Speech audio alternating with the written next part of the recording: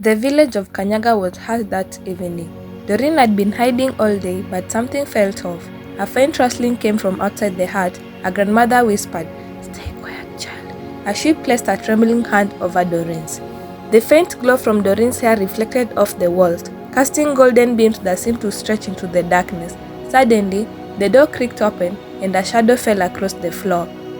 For years, Dorine had lived with a secret. Her hair never stopped growing. It wasn't like everyone else. It shimmered, glowed faintly in the moonlight, and carried a scent of fresh rain. It grew so fast that her grandmother had to trim it every evening, collecting bundles of it that the villagers sometimes turned into fabric. Yet tonight was different. Something or someone had come looking for her. "Dorine," a raspy voice whispered from the darkness.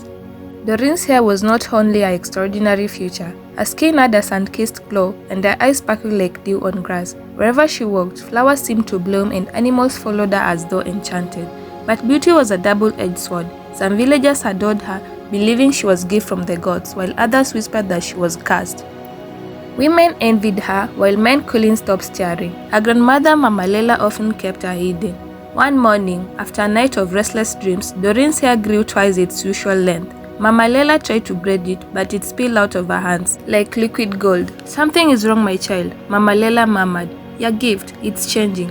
Little did they know, Dorine's hair was more than magical. Something was hidden. The annual harvest festival was a time of celebration in Kanyaga, but for Dorine, it was terrifying. Crowds gathered from neighboring villages, and Mama Lela feared someone would recognize Dorine's unusual beauty and hair.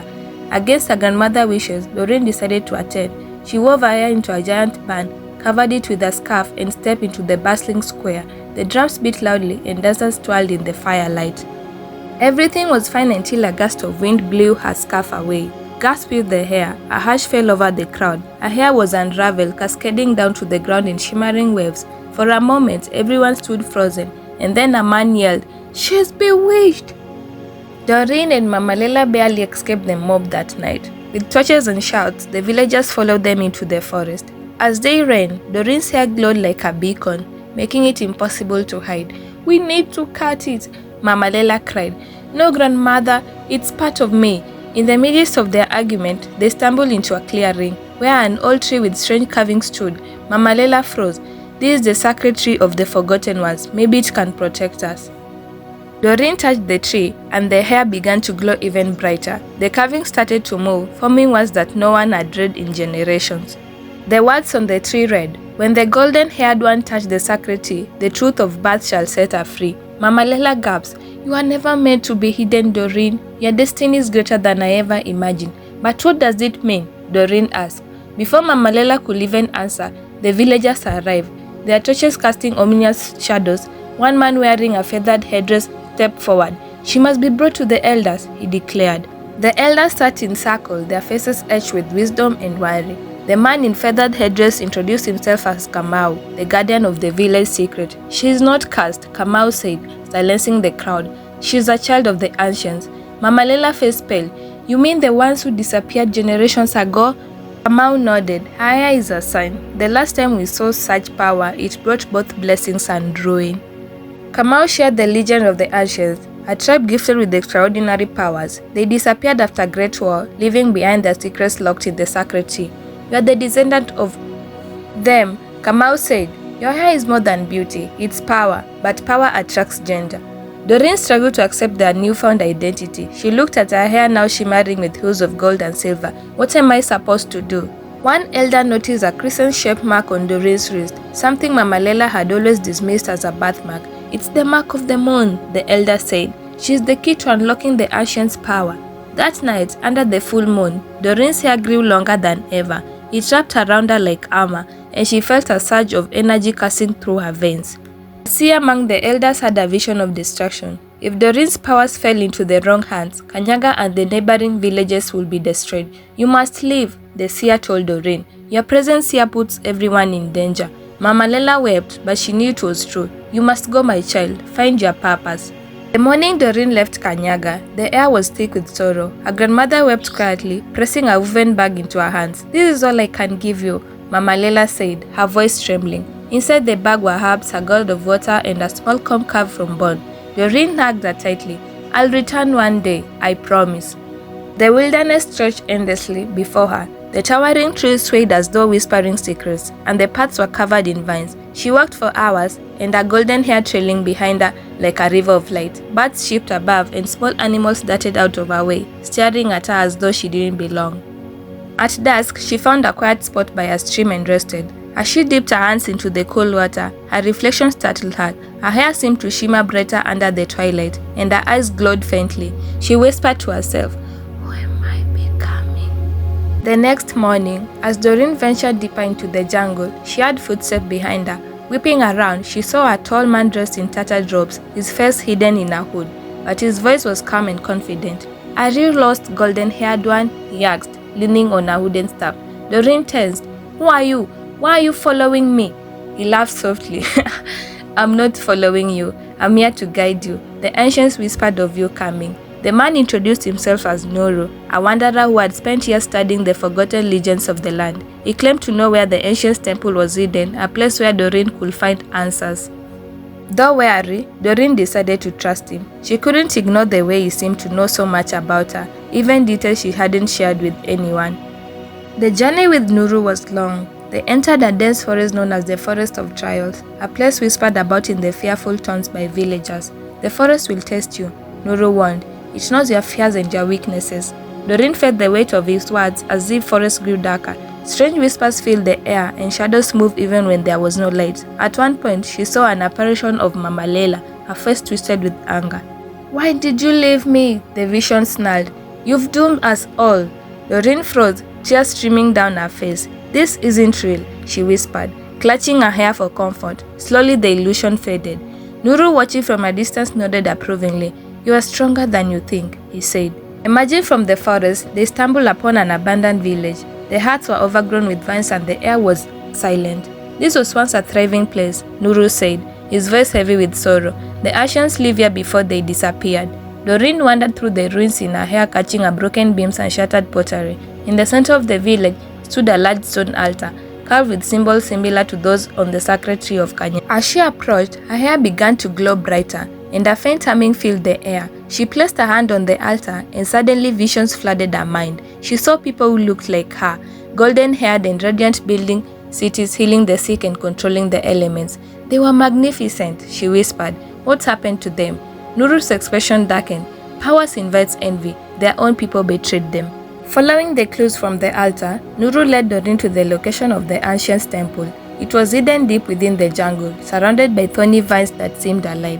Dorine used her hair to part the vines, marveling at how it moved as if it had a will of its own.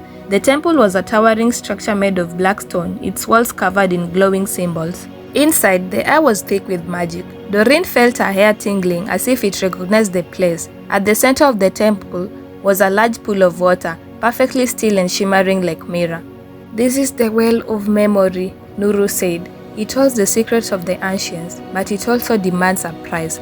Dorine knelt by the pool, her reflection rippling as she touched the surface. Instantly, she was pulled into a vision. In the vision, Dorine saw a woman who looked like her, standing in a golden field. The woman's hair was even longer than Dorine's, and it flowed around her like a living thing. She spoke in a language Dorine didn't understand, but her voice was soothing.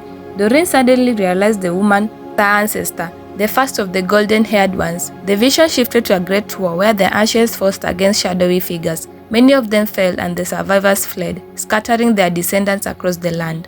The vision ended. Dorine was trembling. She looked at Nuru, who nodded solemnly. "You carry their blood, their power, and their legacy, but you must decide how to use it." Before she could respond, the temple began to rumble. The shadows from her vision seemed to leak into reality, swirling around them. "They found us," Nuru said, his voice urgent. "We need to leave now." The temple trembled as Dorine and Nuru fled, the shadows following them like a dark tide. As they raced through the jungle, Dorine's hair began to glow fiercely, illuminating their path. "Why are they chasing me?" Dorine shouted over the sound of the rumbling earth. "They are remnants of the ones who betrayed your people," Nuru explained, his voice touched with urgency. "The power of the ancients bind this world together, but the shadows want to consume it. You are the only one strong enough to stop them." They stopped to catch their breath near a hidden cave. Nuru, studying Dorine's hair, said, "The temple awakened something in you. Your connection to the ancient has grown stronger." Dorine touched her hair, feeling a surge of energy. "How do I use it to fight them?"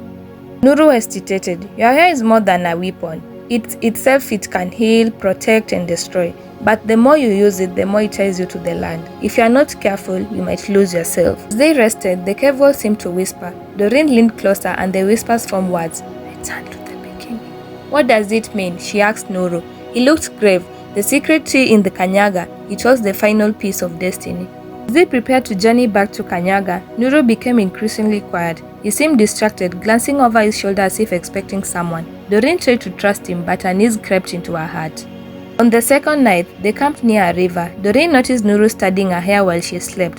When she confronted him, he stammered, I was ensuring you were safe. The truth came out when they were ambushed by a group of shadowy figures. Nuru stepped aside, allowing them to surround Dorine. You betrayed me, she whispered, her voice breaking. Nuru avoided her gaze. I didn't want to. They promised to spare me if I brought you to them. The shadows slunk for Dorine, but her hair sprang to life, shielding her like a cocoon. She fought them off, her hair weaving through the air like golden tendrils. Nuru tried to run, but Dorine's hair caught his ankle, dragging him back. Why? She demanded, tears streaming down her face. I was afraid, he admitted. Your power is greater than anything I've ever known. I thought I could control it, but I was wrong. Dorine let him go but one. If you cross me again, I won't show mercy. The betrayal strengthened Dorine's resolve. On, she continued her journey back to Kanyaga, her hair now glowing brighter and pulsing with energy. She began to experiment with its power, learning to control it with her thoughts. One evening, she came across a group of travelers attacked by bandits. Without hesitation, she intervened, her hair lashing out like golden whips. The bandits fled and the travelers knelt before her. Thank you, Golden One, an elderly woman said. You are a savior. Dorine felt a spark of pride but also a heavy burden. I'm not a savior, she said. I'm just trying to protect what matters. The woman smiled knowingly. That is what saviors do. When Dorine reached Kanyaga, the village was unrecognizable. The shadows had taken over, turning the once thriving land into a desolate wasteland. The villagers were hiding in fear, their crops withered and their air thick with despair. Alela emerged from one of the huts, her face pale but determined. You've returned, she said, embracing Dorine. I have to end this, Dorine replied. The sacred tree stood at the center of the village, its carving glowing faintly. As Dorine approached, the shadows materialized, forming a towering figure with glowing red eyes. You cannot defeat me, the shadow growled. Your power belongs to me. Dorine stepped forward, her hair glowing like the sun. My power belongs to the land, and I will fight for it. The battle was fierce. Dorine used her hair to shield the villagers, trap the shadows and strike at their leader. The shadow fought back, unleashing dark energy that burned the ground and withered the tree. In the chaos, Dorine realized the carvings on the tree were shifting again, forming a single word, sacrifice. Dorine understood what the tree was asking. To defeat the shadows, she would have to give up her connection to the ancients. Her hair, her gift, her identity would no longer be hers. Tears in her eyes, she wrapped her glowing hair around the shadow's leader and whispered, You will not take this land. Blinding light erupted, consuming the shadows and spreading warmth across the village. When the light faded, the shadows were gone, and the land began to heal. Flowers bloomed, the air cleared, and the villagers emerged from their hiding places cheering. Dorine stood at the center of it all, her hair now a simple braid of dark brown. She felt lighter, freer, but also deeply sad. Mama Lela hugged her tightly. You've saved us, my child. You are the true legacy of the ancients. Though she had lost her golden hair, Dorine gained something far greater, a connection to her people and a purpose to protect the land. As the sun rose over Kanyaga, Dorine smiled, knowing her story was only beginning. This story emphasizes that selflessness, courage, and integrity are the greatest forms of beauty and power. Thank you for watching. Kindly subscribe, like, and share.